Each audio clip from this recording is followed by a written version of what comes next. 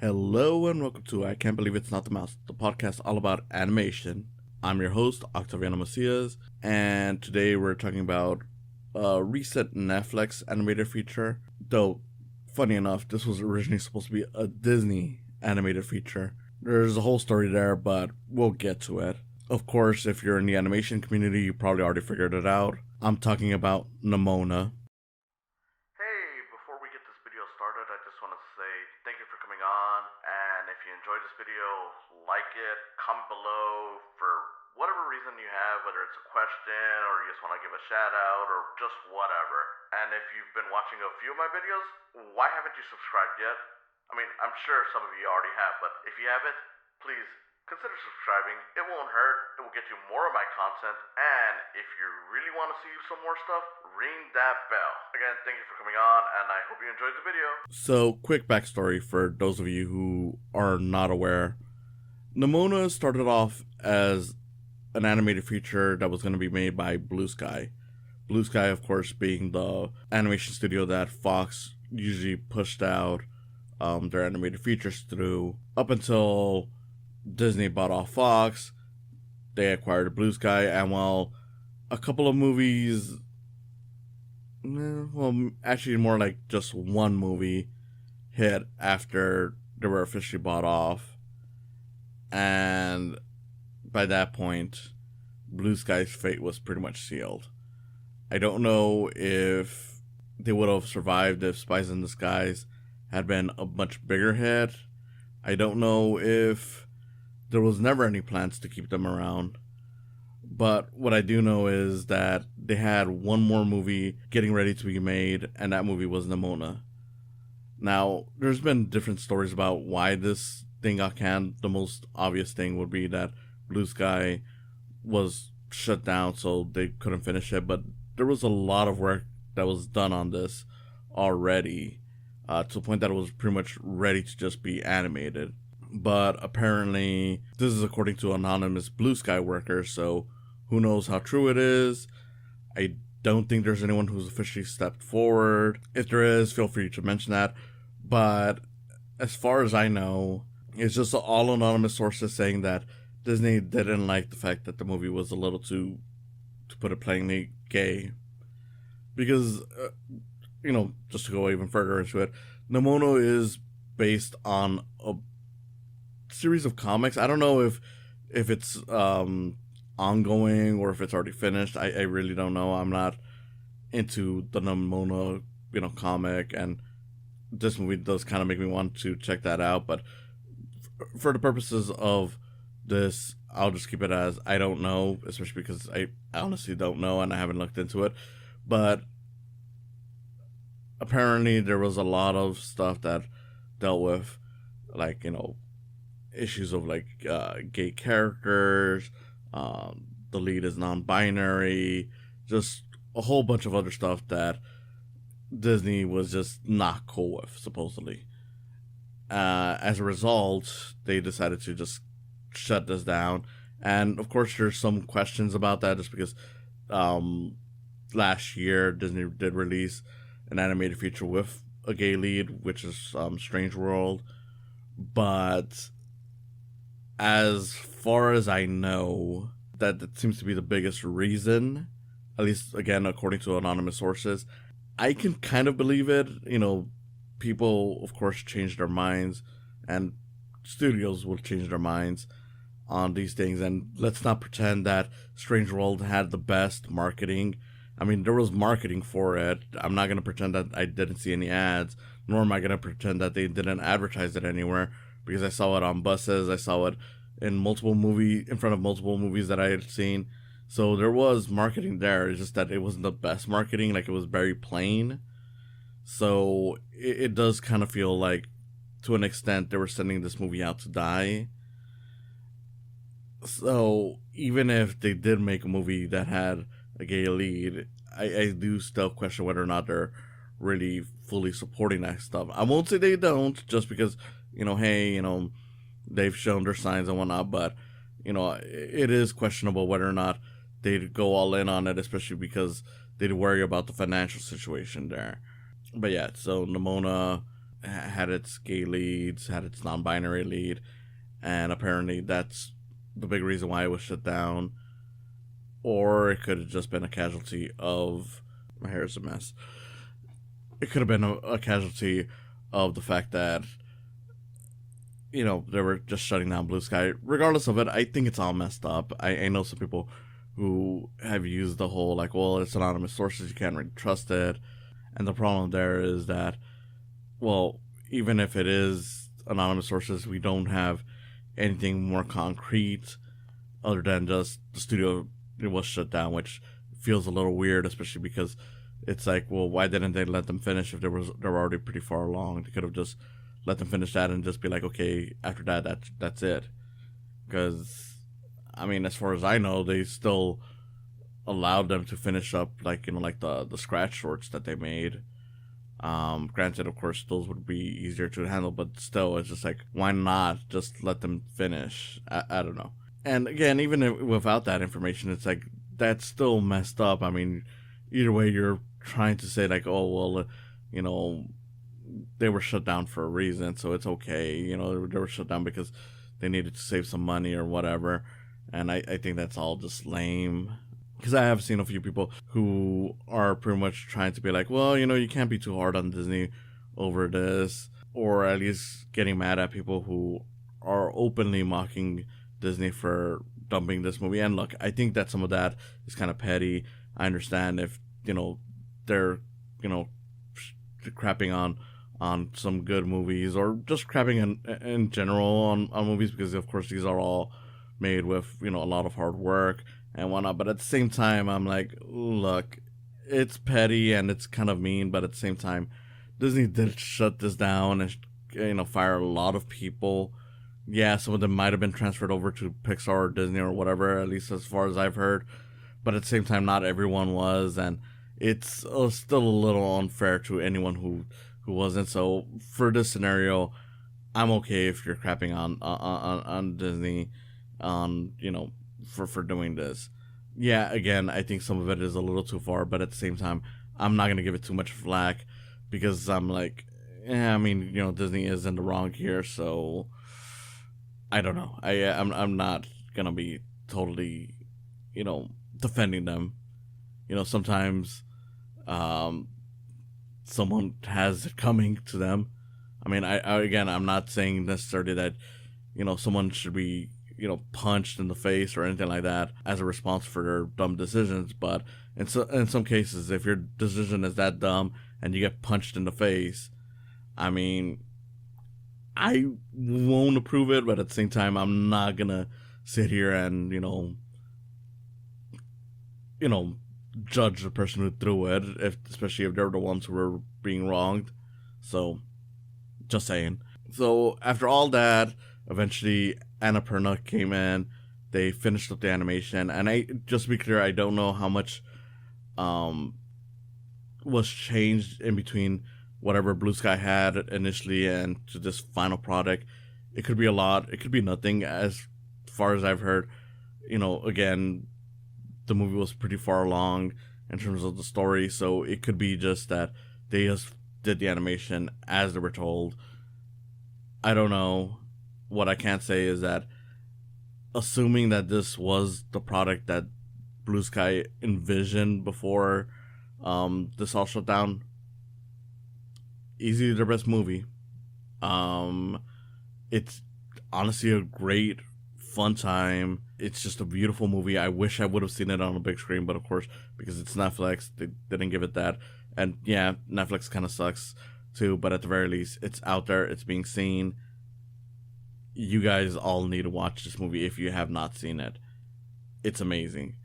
The story of Nimona is basically, like, it starts off with, essentially, I don't know if you'd count him as the main lead or the co-lead, because the story does focus heavily on both Nimona and basically, you know, the person that she would end up calling her mentor for villainy, because Nimona's very focused on being evil. But basically, you got the mentor who starts off as this new knight who's about to be knighted by the queen. This is a very interesting world. Like, it's very, very much like a like a fantasy setting, but at the same time it's got like technology, like futuristic technology.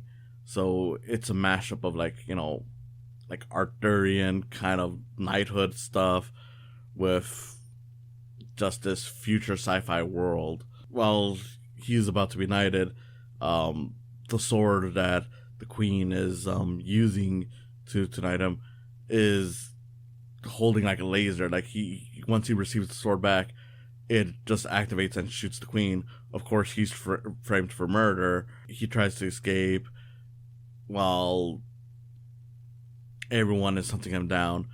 Nimona, of course, goes to him because she thinks like, oh, this guy's gonna be our new is the new outcast. He's cool. He just took down the queen and whatnot. So a lot of the movie is just about them pretty much bonding as friends, trying to figure out who framed them. We figured that out real quickly, honestly, and just trying to change the system because, spoiler alert, but it turns out that the person who framed them was the director of like the Knights. So pretty much it's a whole complicated thing, but it comes down to that pretty much she felt that the queen was losing her touch and was trying to invite in some more bad luck into the world by knighting this person because he was not supposed to be a knight. It's the whole like, oh, we're now opening up knighthood to anyone instead of just these select special people. Director didn't like that, so of course she frames him, and it's a matter of convincing people that she's the real bad guy. Along the way, there's a whole thing with realizing that the whole society is built on a lie. Challenge the cops. Monsters aren't evil. All that kind of stuff. And again, it's all really great stuff. In many ways, I was reminded of a lot of great animated movies like The Iron Giant. I won't spoil it, but there is a bit of it towards the end that definitely feels like an Iron Giant kind of thing. For the most part, it's just a lot of fun stuff with a lot of emotion thrown in there, and I can't stress enough that this is a really good movie, better than pretty much a lot of what Disney has put out in the last few years. And that's not me trying to trash Disney or anything. It's just me acknowledging like, look, considering that this was supposed to be a Disney movie, this is surprisingly better than a lot of what Disney has to offer, at least in the last few years.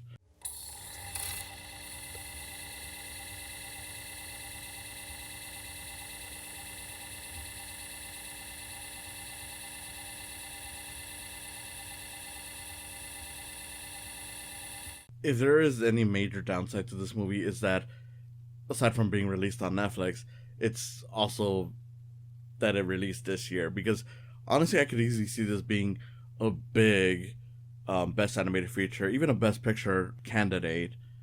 But unfortunately, with Spider-Verse being another movie that came out this year, and look, not to crap on Nimona because it's a really good movie, but there's no denying that Spider-Verse is going to be the one that most people lean towards. I can't deny that I lean towards that one.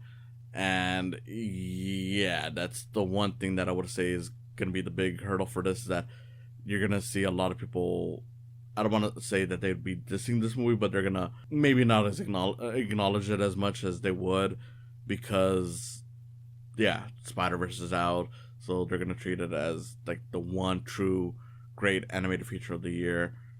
You can have multiple ones, but I'm not going to pretend that I don't understand why that happens. A lot of people get very competitive, and while it sucks, it's like, well, I mean, I don't know what to tell you. It happens.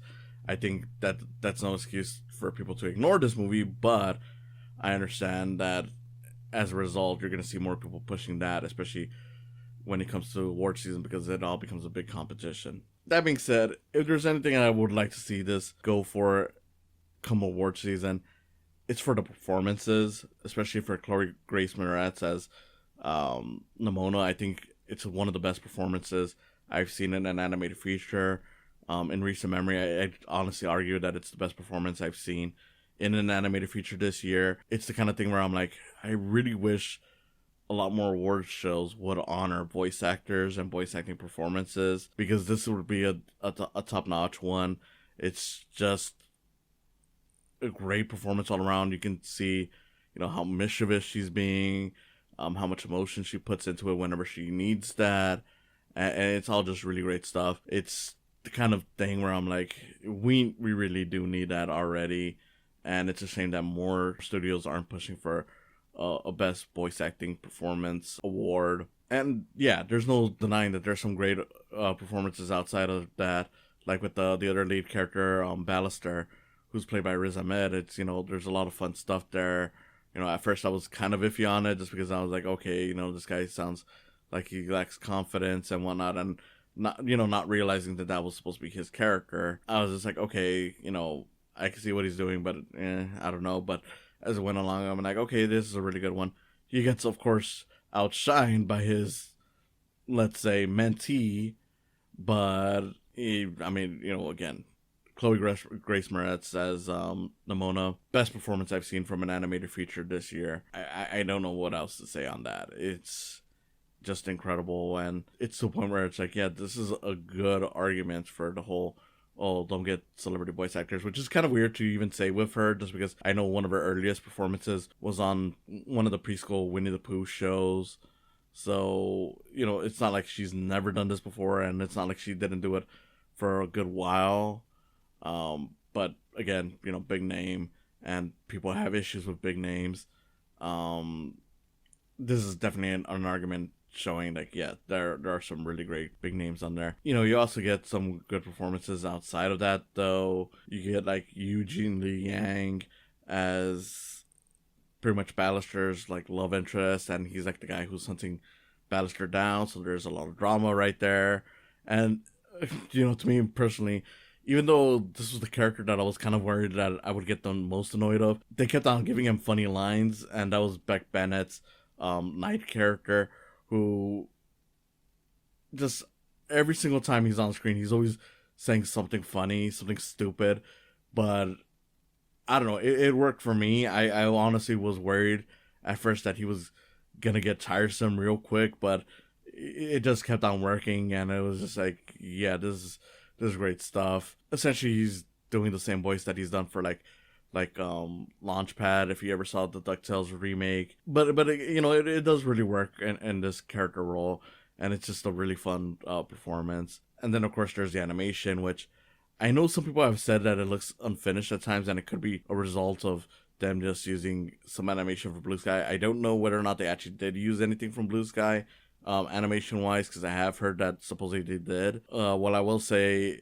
it all looks great. Even the parts that I thought it looked a little off, like maybe that's what people were talking about in terms of it being unfinished, I thought was fine. Because there's like a whole segment where Nimona reveals that she has shape-shifting powers to Ballister as they're escaping. And throughout that entire sequence, she's constantly going back and forth to like different creatures and whatnot.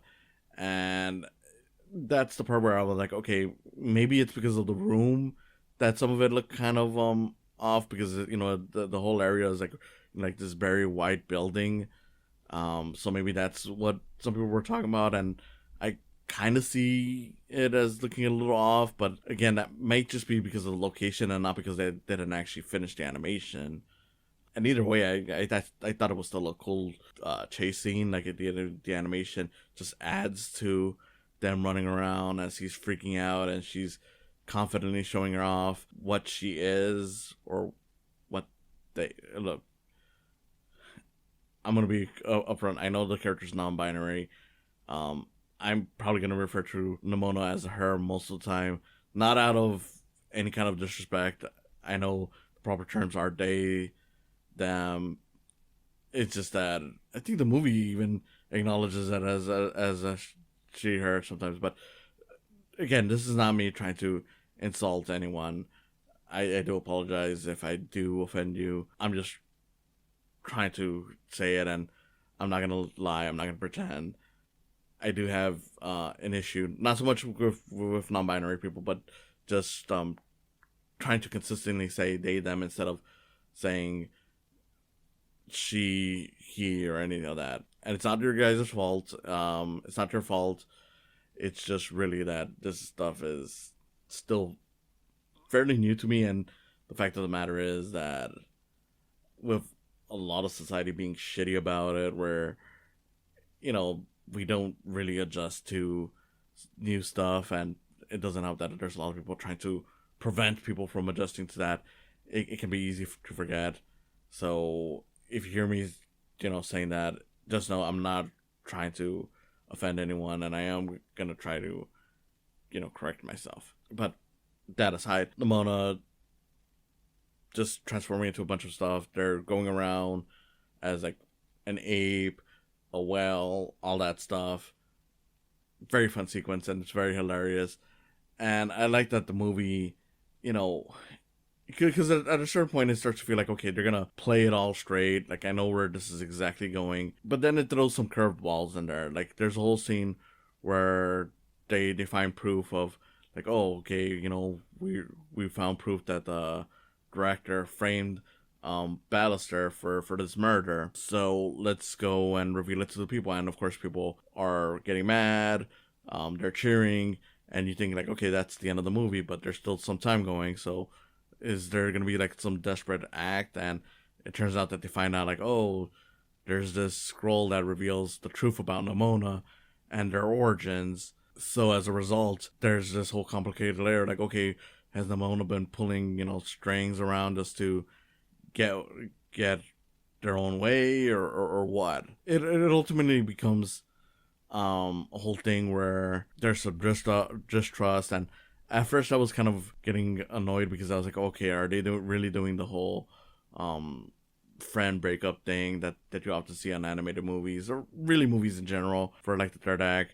But I think it does lead into a very powerful sequence where Nimona starts accepting the monsterhood of their existence. Of course, Ballister has to be the one to fix it. And of course, it's just a whole, like, yeah, you know what? This whole system is bad. You know, at first, Ballister was like, okay, it's just a result of a rotten apple. That happens all the time. And of course, Nimona's like, well, if, you know, that kind of stuff is that common, that means that it's not just a rotten apple, it's the whole system that's wrong. And of course we realize like how Nimona knows that the whole system is wrong. You realize that, like, okay, so Nimona has more experience with this whole system than they let on. On the whole, it's an incredible time. I feel like I probably haven't sold it enough, and you know, just know that it is a very worthwhile movie. It is a great movie. It's the kind of thing where I'm like, yeah, I wish they would have released this on the big screen. And look, not that I want to defend Disney or anything like that. Like, yeah, I know that it's wrong to trash the work of a bunch of animators, but I do think, to an extent, if there's been any kind of bad luck on their end, which some people kind of feel like that, I would say it's more of a financial thing, and just the choices that they had in releasing these movies, more so than the quality of the movies. The movies have been pretty much anywhere between decent to great from them, but you know, I'm not gonna pretend that I don't understand why some people wouldn't be more mad about it than just that. I don't know. You know, I think they messed up. That's all it comes down to. I think they messed up. At the end, we still got a great movie. It got to be seen, and that's what matters most. But there could have been so much more fanfare, and there could have been so much more love if they had just let them release it. Like, I still think that they should have let Blue Sky live more than just doing that. Like, at the very least, if they weren't going to do anything with Blue Sky, they could have just sold that company off to maybe someone else. That could have been, you know, great. I mean, they don't need to just shut it down, I guess, is what I'm saying. At the end of the day, they could have easily done anything more than just let go of a bunch of people. And to shut down a movie while it was still being made, it's just lame. But then what else is new? Thank you for listening, and I hope to see you again next time. Want me to shift? You don't want me to shift? Pick a lane! And now you're a boy. I am today. Wait, no! Thank you for coming on today. If you enjoyed this, please consider subscribing to my YouTube channel where you'll see video versions of these podcasts. And if you just want to listen to them, there's always the option of just following the podcast on their various sites, whether it's Spotify, Podbean, or Apple Podcasts. Whatever you choose, I hope you continue enjoying these. And if you want to support me even further than that, there's always the option of Patreon. With Patreon, even just $1 will get your name on the video versions of this and on other videos that I may do outside of these podcasts. A few dollars more gets you some behind the scenes info, and as this continues to grow, you'll find that there's more perks to it. So I hope you consider supporting me through Patreon as well. And in any case, again, thank you for listening, and I hope you have a wonderful day.